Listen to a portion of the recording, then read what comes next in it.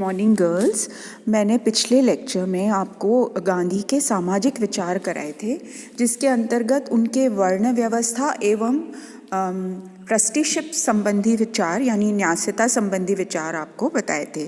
तो आज मैं उसी कड़ी को आगे बढ़ाते हुए स्त्री उत्थान संबंधी विचार आपको कराऊंगी। यानी ये भी एक सामाजिक विचार था गांधी का। तो गांधी ने कुप्रथाओं का विरोध और शिक्षा प्रसार पर बहुत बल दिया।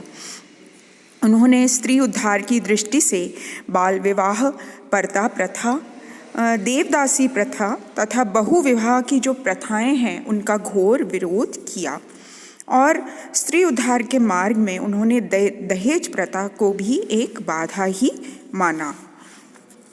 गांधी के अनुसार स्त्रियों के अधिकार जो हैं वो उन्हें अवश्य मिलने चाहिए और उसका उन्होंने भरपूर समर्थन भी किया, क्योंकि उनके मत के अनुसार स्त्रियों को पुरुषों की तरह ही अपने भविष्य की रचना करने का नैतिक अधिकार है और उन्हें वे सब कानूनी अधिकार भी प्राप्त होने चाहिए जो पुरुष के समकक्ष हों।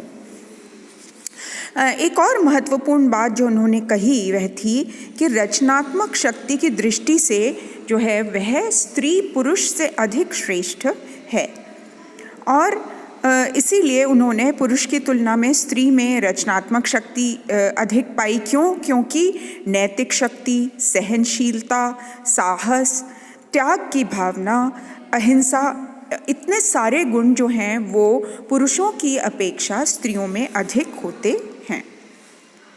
तो इन्हीं के आधार पर उन्होंने यह मत प्रकट किया कि स्त्रियों को पुरुषों की जीवन पद्धति की नकल नहीं करनी चाहिए और न ही पुरुषों से प्रतिस्पर्धा करनी चाहिए। क्योंकि वे अपने विशिष्ट गुणों एवं रचनात्मक शक्ति की श्रेष्ठता के आधार पर स्वयं बहुत ऊंचाइयां जो हैं वो प्राप्त कर सकती हैं और अपना महत्वपूर्ण योगदान विश्व की प्रगति में दे सकती हैं।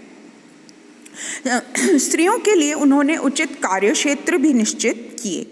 उन्होंने कहा कि उनका ये मानना था कि स्त्री को ये अधिकार देना चाहिए कि वह क्या कार्यक्षेत्र अपना रखे, यानी पुरुषों के समान नैतिक, सामाजिक, राजनीतिक और आर्थिक अधिकार उन्होंने स्वीकारे स्त्री के लिए, लेकिन उन्होंने यह भी स्वीकारा कि पुरुष की मूल प्रवृत्तियों में और स्त्री के मूल प्रवृत्तियों में कुछ अंतर है। तो इसीलिए उन्होंने यह सुझाव दिया कि वह ज़्यादा अच्छा होगा कि स्त्री अपने कार्यक्षेत्र के बाहर के कार्यों की तुलना में घर के अंदर के जो कार्य हैं उनको प्राथमिकता दे और पुरुष का यह कर्तव्य है कि वे स्त्रियों के गृह कार्यों को अपने घर से बाहर के कार्यों के समान उपयोगी और महत्वपूर्ण भी समझें। तो इस प्रकार उन्होंने गृह कार्यों को अधिक प्राथमिकता दी स्त्रियों के। प्लस उन्होंने स्त्री उत्थान में पुरुषों का जो दायित्व है उसको भी पहचाना और उनकी अहम भूमिका को भी स्वीकार किया। गांधी का मानना था कि भारत की विशिष्ट परिस्थितियों में स्त्री उत्थान के विषय में स्त्रियों की तुलना में पुरुषों का विशेष दायित्व होता है और होना चाहिए। उन्हें स्त्रियों के प्रति स्वामी भाव के स्थान पर मित्र भाव अपनाना चाहिए, यानी स्त्री को एक फ्रेंड के जैसे ट्रीट करना चाहिए अपनी पत्नी को, और इस विचार क्रांति की शुरुआत उन्हें घर से ही करनी चाहिए। और पुरुषों को गृह प्रबंध, बच्चों की देखभाल, उनकी शिक्षा आदि के बारे में भी स्त्रियों की जो सर्वोपरिता है उसको स्वीकार करना चाहिए। और गांधी के अनुसार पुरुषों की ये जो विशेष जिम्मेदारी है कि स्मृतियों एवं शास्त्रों में स्त्रियों के जो गुण, योग्यता, उनका स्वभाव और सामाजिक स्थिति है उसके बारे में लज्जाजनक बातें न करें, उनका प्रतिकार न करें और आधुनिक भारत में अतीत की जो सीता, दमयंती और द्रौपदी हैं उन जैसी पवित्र और दृढ़ता और संयम आदि के जो गुणों से संपन्न स्त्रियां हैं उनके व्यक्तित्व के निर्माण में अवश्य मदद करें। तो ये तो थे स्त्री संबंधी विचार। अब हम आते हैं उनके सांप्रदायिक एकता संबंधी विचारों पर। तो सांप्रदायिक एकता संबंधी क्या विचार थे गांधी के? जो विभिन्न समुदाय हैं भारत के, जैसे हिंदू, मुस्लिम, सिख, ईसाई, पारसी आदि, इनके बीच गांधी ने सांप्रदायिक एकता और सद्भाव की स्थापना के अथक प्रयत्न किए और सर्वधर्म संभाव का जो विचार है उसको उन्होंने प्रसारित और प्रचारित किया। गांधी जी मुख्यतः आध्यात्मिक एवं नैतिक दृष्टि से सांप्रदायिक एकता पर बल देते थे, किंतु उन्होंने स्वराज्य की प्राप्ति और भारत के जो सर्वांगीण प्रगति के लिए सांप्रदायिक एकता को अनिवार्यता, यानी सांप्रदायिक एकता की जो अनिवार्यता है उसको स्वीकार किया। तो विशेषकर जो हिंदू मुस्लिम एकता है उसको उन्होंने प्रमुख स्थान दिया और उन्होंने कहा कि जो ब्रिटिश सरकार की फूट डालो और शासन करो की जो नीति है उसका उन्होंने भरपूर विरोध किया। और स्वराज्य की प्राप्ति के लिए गांधी ने 1916 में जो मुस्लिम लीग और कांग्रेस के बीच जो लखनऊ पैक्ट था उसका समर्थन किया और जब स्वराज्य की प्राप्ति के लिए असहयोग आंदोलन उन्होंने चलाया तो उसमें मुस्लिम जनसंख्या और मुस्लिम लीग का सहयोग जो है वो प्राप्त करने के उद्देश्य से खिलाफत का प्रश्न भी जोड़ लिया। लेकिन कुछ कारणों से ये जो है हिंदू मुस्लिम एकता स्थापित न हो पाई और वास्तविकता जो थी वो यह थी कि उनके जो नेक इरादे थे गांधी जी के वो मुस्लिम लीग नहीं समझ पाई और उन्होंने इसको एक विरोधी मुद्दा बना लिया और स्वराज्य की प्राप्ति में भी बाधाएं डली। तो फिर मुस्लिम लीग ने अंत में द्विराष्ट्र सिद्धांत का प्रचार किया ताकि मोहम्मद अली जिन्ना जो हैं उनको नेतृत्व मिल सके एक अलग राष्ट्र का। लेकिन गांधी ने अपनी भरपूर कोशिश करी कि हिंदू मुस्लिम एकता स्थापित हो पाए। तो ये थे उनके सांप्रदायिकता संबंधी विचार। और अब हम आते हैं शिक्षा संबंधी विचारों पर। तो शिक्षा संबंधी जो गांधी के विचार थे वो ब्रिटिश संस्कृति के बारे में उनके विचारों पर आधारित थे। उन्होंने व्यक्ति तथा समाज दोनों की दृष्टि से शिक्षा की समस्या पर विचार किया और उनके लिए शिक्षा शांत तथा अहिंसक क्रांति का साधन थी। और उन्होंने शिक्षा जो योजना है उसको दो भागों में बांटा। कौन से दो भाग थे? बुनियादी शिक्षा और उच्च शिक्षा। तो शिक्षा संबंधी जो प्रमुख मान्यताएं और विशेषताएं हैं गांधी की वो निम्न प्रकार हैं। वो क्या थी? पहली तो उन्होंने कहा कि संपूर्ण मनुष्य के निर्माण के लिए तीनों जो शरीर, बुद्धि व आत्मा यानी हृदय के उचित और एकरस मेल की ज़रूरत होती है और यही शिक्षा की व्यवस्था भी है। और उन्होंने मैकॉले की जो शिक्षा पद्धति थी उसको गुलामी की बुनियाद बताया।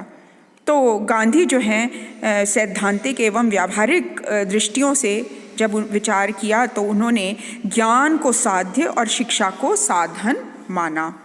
और उन्होंने कहा कि शिक्षा तो व्यक्ति को ऐसा ज्ञान प्रदान करती है जो उसके विवेक को जागृत करे।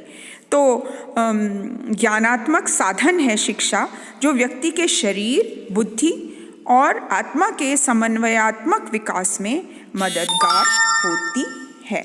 गांधी के मतानुसार शिक्षा व्यवस्था ऐसी होनी चाहिए कि छात्र शारीरिक श्रम की गरिमा को समझ सकें और अर्थ उपार्जन की योग्यता भी प्राप्त कर सकें, यानी दोनों ही चीज़ें आवश्यक हैं ताकि जीवन में वो अयोग्य या निठल्ले नहीं हो। जैसे आज हम एक स्किल डेवलपमेंट की बात करते हैं, वही चीज़ गांधी ने वर्षों पूर्व हमें सिखाई। गांधी ने शिक्षा व्यवस्था के संचालन एवं सफलता की दृष्टि से अध्यापकों के गुणों एवं योग्यताओं पर भी विचार किया और यह कहा कि अध्यापक केवल ऐसे व्यक्तियों को ही बनना चाहिए जो शिक्षा के प्रति समर्पित हों और शुद्ध देश सेवा की भावना से प्रेरित हों। अब शिक्षा की उन्होंने योजना भी बताई है। वो क्या बताई है कि उन्होंने प्रौढ़ शिक्षा आजीवन शिक्षा, धार्मिक शिक्षा, प्राथमिक शिक्षा, माध्यमिक शिक्षा और उच्च शिक्षा, इतने उन्होंने वर्ग बताए हैं जो हमारे शिक्षण प्रणाली में होते हैं। तो उसके अंतर्गत उन्होंने बुनियादी शिक्षा और उच्च शिक्षा 2 प्रमुख भाग स्वीकार किए हैं और उन्होंने अपने बच्चों को प्राथमिक शिक्षा दिलाने पर माता पिता का कर्तव्य माना है और प्राथमिक शिक्षा बच्चों के लिए अनिवार्य होनी चाहिए, ऐसा उन्होंने कहा है। और संपूर्ण बुनियादी शिक्षा को उन्होंने निःशुल्क बनाए जाने पर जोर दिया। फिर शिक्षा शारीरिक श्रम तथा बुनियादी दस्तकारी के आधार पर दी जानी चाहिए, ऐसा उनका मानना था। और सभी विषयों की शिक्षा बुनियादी दस्तकारी के माध्यम से दी जानी चाहिए। फिर बुनियादी शिक्षा के अंतर्गत उन्होंने प्राथमिक शिक्षा का काल कम से कम 7 वर्ष माना और इसके बाद माध्यमिक स्तर की शिक्षा को स्वीकार किया। और शिक्षा उन्होंने कहा इस प्रकार की होनी चाहिए कि छात्रों में सांप्रदायिकता, जातिवाद, उग्र राष्ट्रवाद की भावनाएं जो हैं वो विकसित न होने पाएं और गैर हिंदी प्रांतों में छात्रों को हिंदी भाषा की शिक्षा भी दी जानी चाहिए। फिर उनके ये तो थे बुनियादी शिक्षा संबंधी विचार। अब उच्च शिक्षा के संबंध में उनके क्या विचार थे? वो ये थे कि तकनीकी एवं इंजीनियरिंग के सभी कॉलेजों को उन्होंने संबंधित उद्योगों से जोड़ने की बात कही और ये कहा कि उद्योग ही उनकी शिक्षा का आर्थिक भार उठाएंगे क्योंकि उन्हें ही इन छात्रों की ज़रूरत होगी।